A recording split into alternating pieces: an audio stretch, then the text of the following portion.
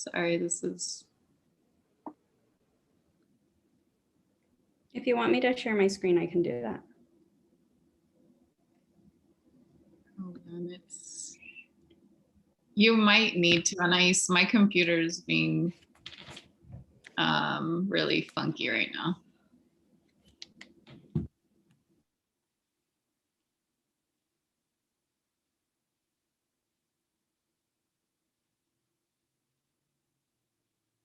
Okay, hold on, let me try this.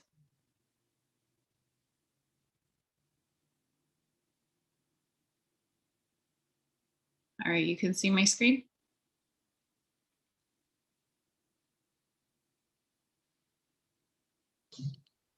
I can see it. Perfect. Okay. Good morning, everybody. Welcome. My name is Stephanie Parra. I'm the Executive Director of All in Education. Very excited to have this conversation today with Kayla Patterson, who, oops, Anais, is our recording stopped? I got a message. All right, we're going to keep going here. Kayla Patrick is joining us today from the Education Trust. She's our Senior Data and Policy Analyst at the Education Trust. Kayla, very excited to have you with us. Do you want to share a little bit of background with us before we jump in? Sure, really quickly. I am based in Washington, D.C., where I lead our policy work on our P12 team around school climate as well as college and career readiness. I'm originally from California, and I've been doing this work for quite some time, really working on behalf of underserved students and the students that are most often excluded from these critical spaces. So I'm happy to be here and talk more about our recent work. Awesome. Thank you so much. Really glad to have you with us. And I want to start the conversation by kind of just having this, we've been hearing a lot the difference between, or what is the difference between unfinished learning versus learning loss. There is a lot of use of both terms. And before we kick off into your presentation, I'd love to just hear from you your thoughts on what is the difference between the two phrases, and what do you recommend that advocates use when talking about this issue? I love that question. So unfinished learning is a term that we use at the Education Trust. And the reason why we use it is we think it's less deficit-based and more accurate, right? When kids left school buildings last March, they might have experienced all kinds of disruptions that may have allowed them to forget what it was like to be in school, or just forget content. And that's not really learning loss. They didn't lose learning, right? They may have lost some time in school buildings, but they just didn't have access to that critical instruction. And so when we hear studies about learning loss, what they're really saying is that when kids were re-examined, when they had the opportunity to take some kind of assessment, they may not have been that familiar with that content. So unfinished learning really highlights that there are some things that students may not have had a chance to master yet. So we think it's more asset-based because all students can learn, and so they will get that chance if we provide them the right supports. Awesome. Thank you so much. And at All in Education, we certainly want to be asset-based and move away from the deficit thinking mindsets that education has had for a really long time.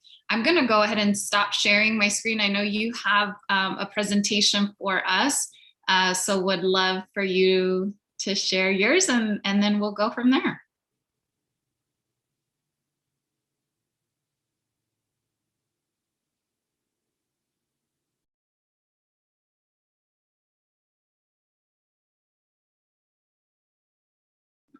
All right, so I'm happy to talk about unfinished learning. What I'm really going to do is walk you all through some research that we did along with an organization called MDRC, which is also based in on the East Coast. And what we really did was we partnered to take a deep dive into the research that really highlights strategies to really solve the problem that is in front of us. Of course, this country has never faced a pandemic quite like this before. And so what we are thinking about is ways to really catch kids up after they return to school buildings and after they are in familiar spaces. We really want them to have that chance to master that content, like I just said. So what are we facing? What's right in front of us? Research shows that students have experienced more unfinished learning than they ever have before. So many students, not all, have not had that chance to master that content. One study found that by June, students of color could be experienced 6 to 9 months of unfinished learning, right? So that's they are 6 to 9 months behind where they would be in a typical school year. So this is important because systematically underserved students were already experiencing opportunity gaps even before the pandemic. So what the pandemic is really doing is exacerbating existing inequities that we really need to be able to solve. I don't know why it's not next. Oh, here we go. Just a little slow. So at the Education Trust, we are trying to really highlight that this is an opportunity to accelerate learning, not remediate, right? So what is the difference? Accelerate means that teachers build on content that they're already going to cover, right? So they're not sending kids back to repeat the second grade. They're moving them to the third grade and building on where kids may have missed or the opportunity to master content. So for example, let's say you have a third grader and they just didn't really master long division, but they just didn't get that chance over virtual learning. So you would, as a teacher, build in that one-on-one time or that extra opportunity to advance those skills instead of making them repeat the second grade. We think this is really, really important. And the strategies that I'm going to walk you all through really are ways to accelerate learning instead of making kids redo that whole year of content and lose even more time. And we're highlighting that because remediation in certain circumstances is okay, but it requires lots of support. And studies have found that, especially for students of color, remediation leads to adverse outcomes. So we want to move away from that as much as possible. So when we're talking about these strategies, we often forget that we're talking about real kids. So as I talk about these different strategies, I want you to imagine 8-year-old Carmen. Carmen lives with her mom, who is a nurse, and her grandmother, her 12-year-old brother, and her 3-year-old sister. During this pandemic, she shared a computer with her brother for the first 4 months of school, so they had to trade off. Sometimes they might have missed a class because they were just using one computer in their home. Her school only opted for 3 hours of Zoom class a day, and her neighborhood suffered from unstable internet. So sometimes she couldn't even log on to class, so this was a disruption for her and for her brother. And Carmen, as a person, she's a natural caregiver. She also wants to help her mom and siblings in any way that she can. And Carmen has had contact with no school staff outside of her Zoom class. So these are some of the things that many students may have experienced. Maybe it's just all at once in Carmen's circumstance, but I want you to think about Carmen as I talk about these things. Because of all of those obstacles that I just named in the last slide, Carmen has experienced some unfinished learning. She hasn't had that opportunity to master all of the content. So what can we do to support students like Carmen? The first and one of the most important strategies is targeted intensive tutoring. Sometimes in the research space, this is called high dosage tutoring, but that's not really a favorable term, especially in a pandemic. So we're calling it targeted intensive tutoring. And what this means is that one tutor, the same tutor, works over an extended period of time. So really, ideally, it'll be the entire school year. And that tutor is working on skills that student may have learned. So maybe Carmen didn't get a chance to master that long division, for example. So that tutor would spend some time, about an hour a day, working with Carmen to really build those skills.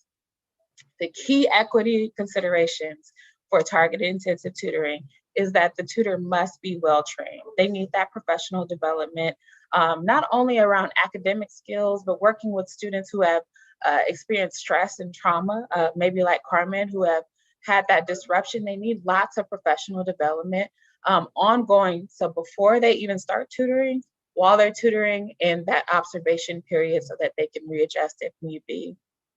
It's also really important that tutors are not paired with too many students at a time. So we recommend one-on-one or 2-to-1 is probably the best and most ideal and efficient, but more than 4 students is just not going to work. And it's also important that those tutors are working on a skill-based curriculum. So like that really nitty-gritty of reading or long division, math skills, and it must be aligned to what they're learning during the typical school day. So it really requires tutors and the typical teacher to work together to really build those skills.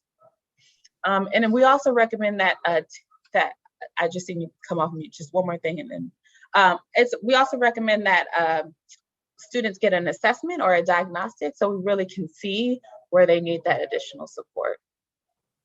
Yeah. Kayla, thank you so much for this. And I had a question around the targeted intensive tutoring. Does it need to be a certified teacher that is the tutor, or can the tutor kind of be someone that is working and collaborating with the teacher, knowing that certified educators are probably most effective? Here it is right here. But you know, is there a world where you all could see some kind of a partnership of parapro, trained volunteers, et cetera? Absolutely. So as you just highlighted, we put this chart in a brief that we put out recently, and the chart is because there are trade-offs. There aren't always certified teachers available, right? So certified teachers, according to the research, are the most effective.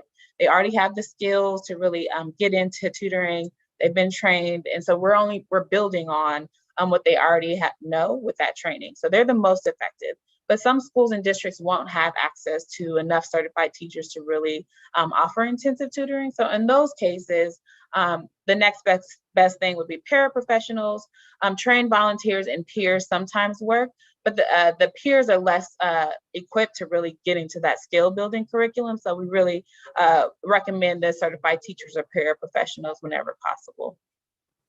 This chart also does the 1-to-2 ratio. That's the most efficient, but as always, there are trade-offs. As I said, the skill building curriculum is the most effective. That pre-service and ongoing training is really important. We really don't want Black and Brown students to not have access to well-trained educators and tutors. That's one of those things that we need to watch out for when we're advocating. And as we know, that it's most efficient when the kids are already in the classroom. So it's best when this is done during the school day, complementing regular class. So sometimes we'll see schools add in an extra block in the school day in the schedule to do tutoring. That's probably the most efficient, so you don't have to worry about parents' schedules doing after school and summer school types of things. This should be all year, so not just a week or two in the year you offer tutoring. It should happen all school year to be the most effective. And last but not least, our youngest students have the biggest spongy brains, and so they learn the most with tutoring. That doesn't mean that it's not effective with high school students. We see programs like it's called SAGE. They're doing really well with getting kids the tutoring that they need in high school. So it can be effective, but our youngest students benefit most. And a question on that. So the delivery, I obviously think in-person tutoring support would be most effective, but what do you think about virtual options, kind of given the environment that we're in? I know several groups are advocating for virtual options right now. So just curious what your guys' recommendations are. Is it effective? Is it less effective? And similar challenges with, you know, that kids had with distance learning. So how can we, you know, what recommendations do you all have in person versus virtual tutoring? Yeah, so this is one of those things that we just don't have the research on, to be honest, right? So we haven't been in these long periods of times where kids didn't have access to school buildings. So while there isn't research, we really need to be mindful that every student won't have access to that in-person tutor. And so in those cases, they can do it virtually. However, it's even more important that we're thinking about quality in the virtual setting, right? So we want to get to the left side of this chart on as many areas as we can to make sure that kids are getting high quality virtual tutoring if that's the best option for that school. Does that make sense? Perfect. Thank you so much. Great. So the next strategy, there's only two more or one more after this, is expanded learning time. So lots of people are talking about expanded learning time right now. This encompasses programs or strategies implemented to increase the amount of time and instruction kids have access to. So this could be summer school, after school, or in-school programs. Sometimes it's in learning time as well. And so the key equity considerations here are, again, it must be aligned to in-school curriculum, right? So that after-school program must be building on what kids are already learning in school. It must be targeted to students' needs. So that means the student is getting a diagnostic or some kind of assessment. You're finding out where they may have gaps, and then you're giving them access to an after-school or summer school program that helps them fill those gaps. The well-trained educators are popping up again. They are really critically important. We need to give the educators all of the tools that they need to be effective, especially in after-school and summer school programs. And here, small classes just tend to be better. The research in the typical school day is all over the place, but we know for extended learning time that 10 to 15 students is best.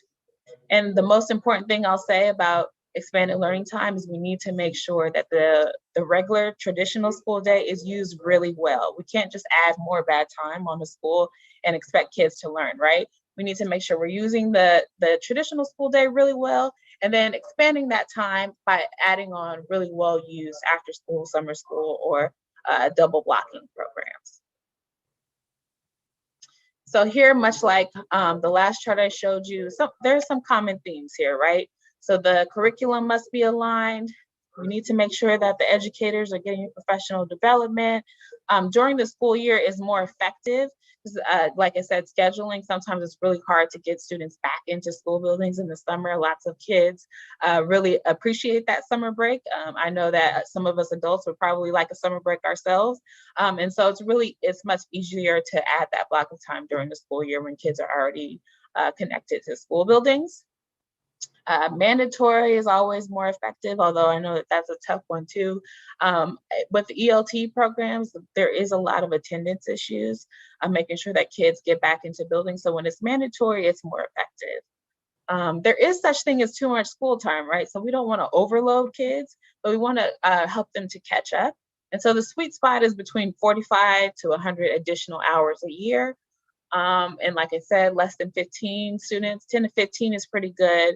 And certified teachers, as I said before, are the most effective, but sometimes non-certified instructors, sorry, I don't know why that was having a hard time coming out. Certified instructors can be effective when given the right professional development.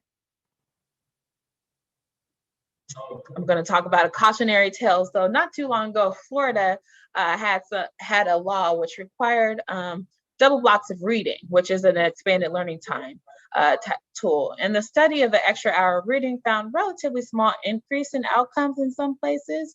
And that's because in those places, students weren't placed with a certified teacher or in small groups, right? So this is one of those things that we know really matters. We need to make sure that when we are doing expanded learning time, we're giving students access to the best. And the best would be the well-trained educators in that small group time.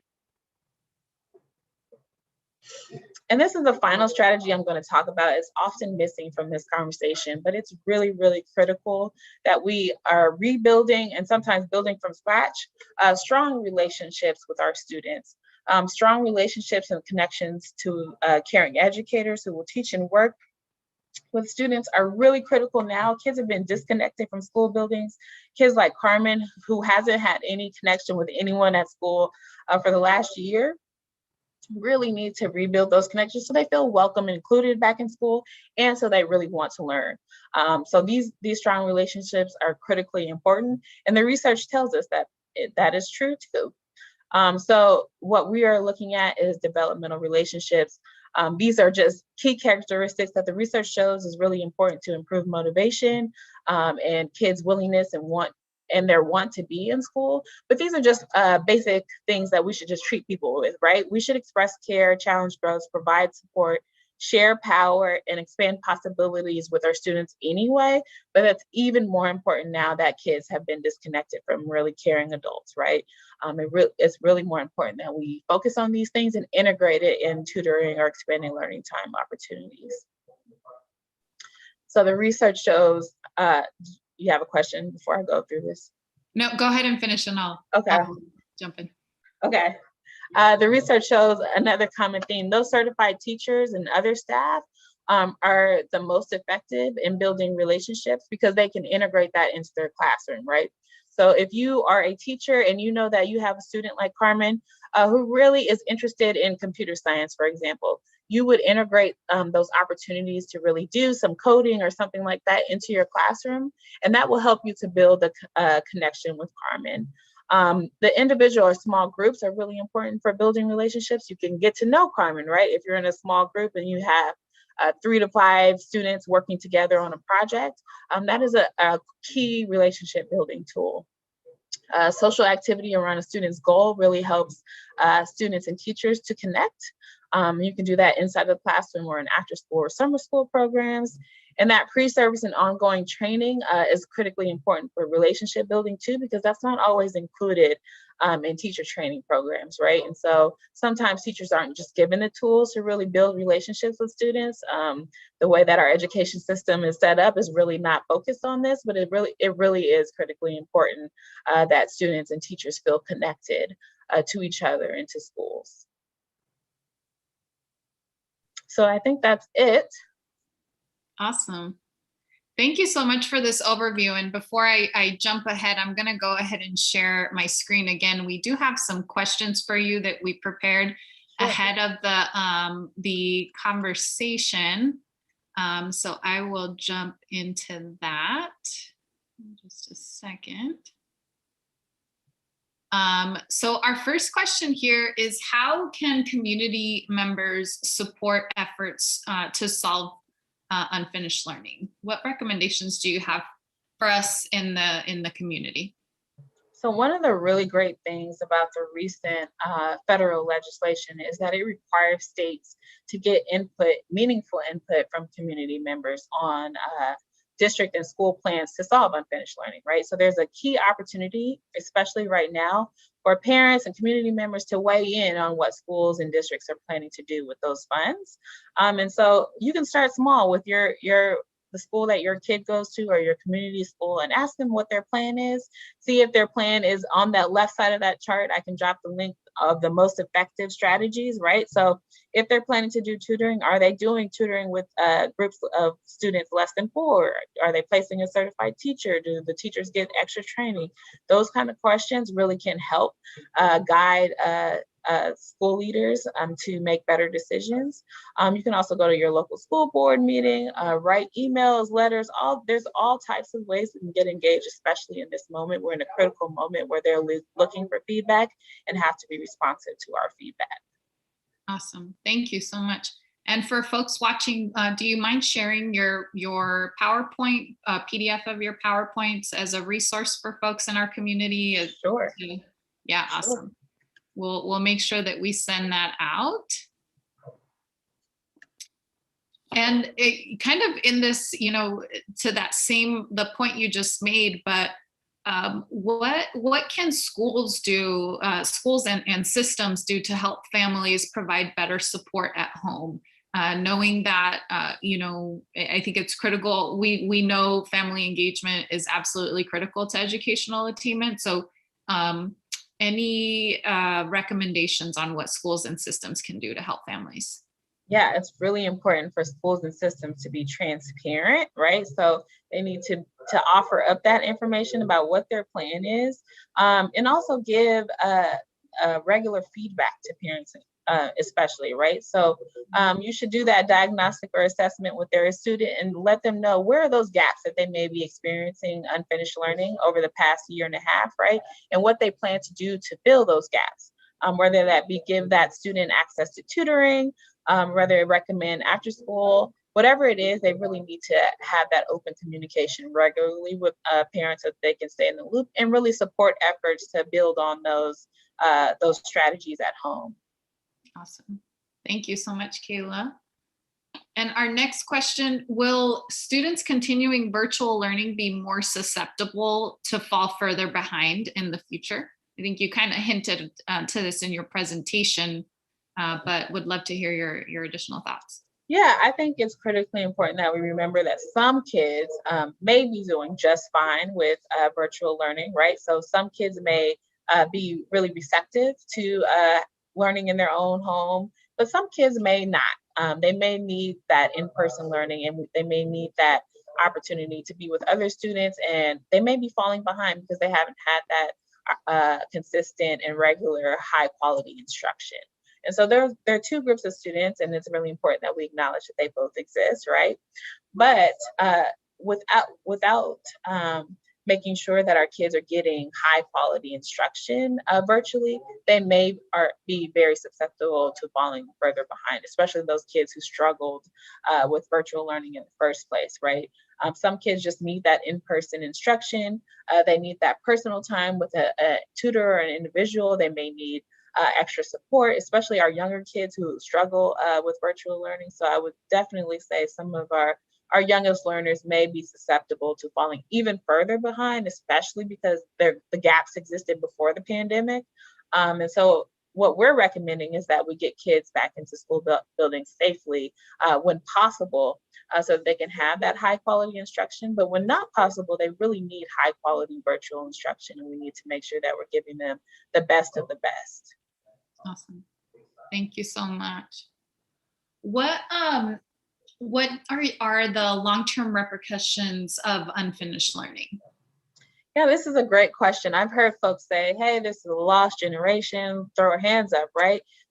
If we do not do these strategies really well, our kids are going to fall even further behind, right? So we have a window in time right now to support kids and give them all the supports that they need so that they don't fall further behind. And if we don't do this really, really well, we may not get those critical education dollars in the future.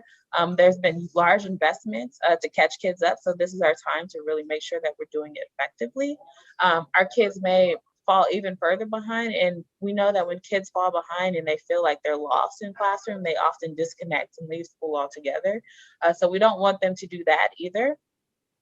And it's critically important. After a year of school building closures, we are estimating that kids could be kids of color especially, could be 6 to 9 months behind.